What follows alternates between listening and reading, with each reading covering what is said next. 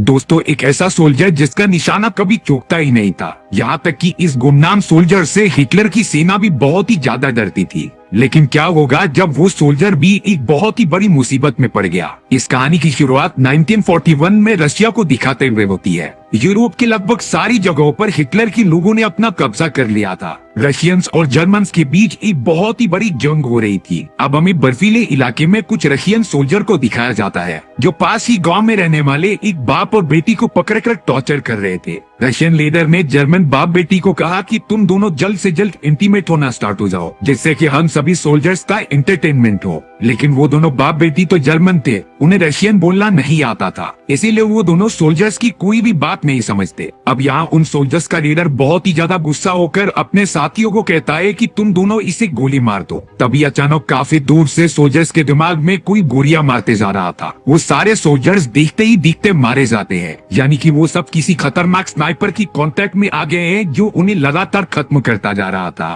थोड़ी देर बाद सारे रशियंस को मारने पर सारे रशियन सोल्जर्स को खत्म करने के बाद बाहर आता है वो खतरनाक सोल्जर जिसकी की रेड घोस्ट के नाम से जाना जाता था। ये वही सोल्जर है जिससे हिटलर और उसकी पूरी सेना डरती थी। घोस्ट ने तो आज तक पूरे 100 से भी ज्यादा रशियन सोल्जर्स की जान ली है। घोस्ट उस जगह पर आकर ज्यादा कुछ बोलता नहीं है। वो उन रशियन सोल्जर्स का खाना और वेपन्स उठाकर वहाँ से जाने लग जाता है। एक तरह से घोस्ट ने मुसीबत में पड़े हुए उन दोनों बाप बेटियों को मदद की और अपना खाना और सारे वेपन्स लेकर वहाँ से चला भी गया। इसी तरीके से सारी जगहों पर रेड घोस्ट का खौफ बढ़ता ही जा रहा था। अब हमें दूसरी तरफ जर्मन सोल्जर्स की एक टोली दिखाई जाती है जो बर्फीले इलाके में आगे बढ़ रही थी। उनका एक साथी बहुत ही ज्यादा घायल हो चुका था, इसीलिए उन्हें किसी भी हालत में घायल सोल्जर को लेके जाके उसका ट्रीटमेंट कराना होगा। साथ ही साथ उन जर्मन्स की टीम ने लिया नाम की एक सोल्जर थी जो प्रेग्नेंट होती है, यानी कि उन सभी को किसी भी हालत में एक ऐसे सेफ जगह ढूंढना पड़ेगा जहाँ पर वो थोड़ी देर तक रुक सकते हैं, क्योंकि ये पूरी जगह बर्फ से ढकी हुई थी जहाँ का टेम्परेचर बहुत ही ज्यादा जमा देने वाला होता है।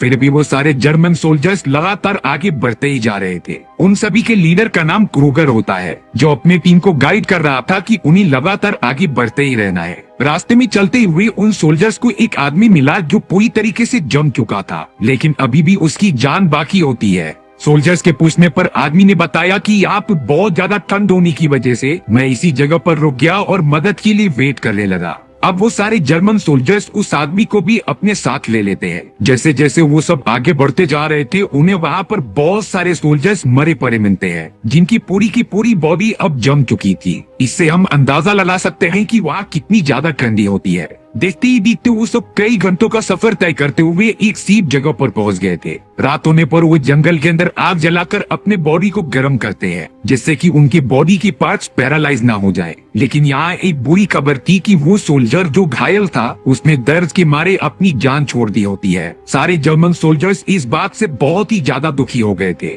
पर अब क्रूगर उन्हें मोटिवेट करता है कि हमें बाकी सोल्जर्स की जान बचाने के लिए आगे बढ़ना ही पड़ेगा। अब सीन शिफ्ट होता है रशियन सोल्जर्स की एक टीम की तरफ जो उस जगह पर आ गए थे जहां पर घोस्ट ने कुछ रशियंस को मार दिया था। सोल्जर्स के दिमाग की एकदम बीचों बीच गोली लगने की वजह से उन्हें पता चल गया था कि ये काम जरूर घोस्ट का हो सकता है। उनका जॉनी नाम का लीडर कह रहा था कि मैं अब घोस्ट को खत्म कर दूंगा। उसने अकेले ही 100 से भी ज्यादा सोल्जर्स को मार गिराया है, इसीलिए अब हमें किसी भी हालत में घोस्ट को पकड़ना ही पड़ेगा, जिंदा या फिर मुर्दा। अब वो जर्मन सोल्जर्स जो लगातार एक सेफ जगह ढूंढ रहे होते हैं उन्हें थोड़ी दूर पर ही कुछ घर दिखाई देते हैं। सबसे पहले एक सोल्जर जाकर चेक कर रहा था कि वो सेफ है कि नहीं। थोड़ी देर तक जांच पड़ताल करने के बाद उसने अपने टीम मेंबर्स को इशारा कर दिया था कि ये जगह सेफ है और तुम सब यहाँ पर आ सकते हो। वो सारे सोल्जर तो लिया जो कि प्रेग्नेंट थी उसी भी वहाँ पर लेकर आ गए थे। उस घर में तो रहने के साथ साथ खाने की भी बहुत सारे सामान मौजूद थे। दो सोल्जर्स तो अपने आप पे झगड़ा करने लग जाते हैं उस खाने को पहले खाने के लिए, लेकिन तभी क्रूगर वहाँ पर आकर उन सभी को खाने से रोकता है क्योंकि ये किसी की चाल भी हो सकती है, शायद इस खाने में जहर मिला हो। क्रूगर तो अपनी जांच पड़ताल करने के लिए उस घर की थोड़ा सा आगे अपने बाकी साथियों के साथ चला गया था। अब थोड़ी देर तक लिया और उसके साथ कुछ साथी वहीं पर रुकते हैं, लेकिन तभी उन्होंने देखा कि बहुत सारे रशियन सोल्जर्स घर की तरफ आ रहे हैं। इसीलिए जर्मन सोल्जर्स ने जल्द से जल्द इस जगह से भागने का डिसाइड किया। यहाँ पर लिया जो प्रेग्नेंट थी उसका लेबर पेन बहुत ही ज्यादा बढ़ गया होता है, वो तो ठीक से चल भी नहीं पा रही थी। इसीलिए अब जर्मन सोल्जर्स ने डिसाइड किया कि वो लिया को यहीं पर छोड़कर अपनी जान बचाकर भाग जाएंगे। वो सब लिटरली लिया को वहीं पर छोड़कर चले भी जाते हैं, क्योंकि इस भरी जवानी में रशियन सोल्जर्स के हाथों कौन मरना चाहेगा।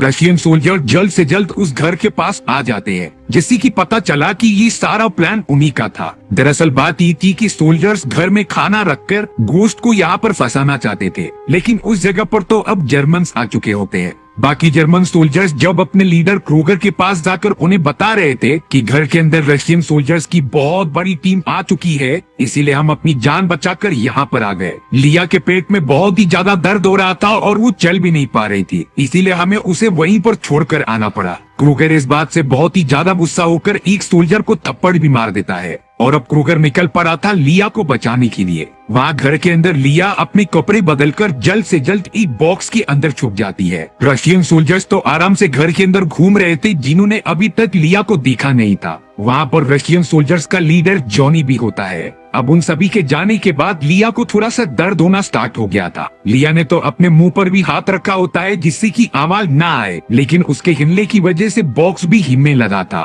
जिसकी वजह से एक रशियन सोल्जर उसे देख लेता है। सोल्जर ने तो जब बॉक्स खोला तब उसके अंदर लिया पड़ी हुई मिली थी, लेकिन जब उस रशियन सोल्जर ने लिया की हालत देखी तब वो उसे बचाने के लिए बॉक्स को बंद कर देता है। लेकिन ये सारी चीजें करते हुए जॉनी ने उन्हें देख लिया था। वो कहता है कि आखिर तुमने बॉक्स में क्या छुपा कर रखा है, उसे जल्दी से जाकर वापस खोलो। और अब बॉक्स को फिर से खोलने पर जॉनी ने लिया को देख लिया था। लिया ने एक अच्छा काम किया होता है कि उसने सारे सोल्जर्स के कपड़े उतारकर नॉर्मल कपड़े पहन लिए होते हैं, और अब वो जॉनी और रशियन सोल्जर्स को बता रही थी कि मैं यहीं पर रहती हूँ और मुझे जल्द ही बच्चा होने वाला है। लिया की कंडीशन देखकर रशियन सोल्जर्स उसे कुछ भी नहीं करते। अब क्रूगर अपनी जर्मन साथियों के साथ उस जगह पर आ गया था लिया को बचाने के लिए।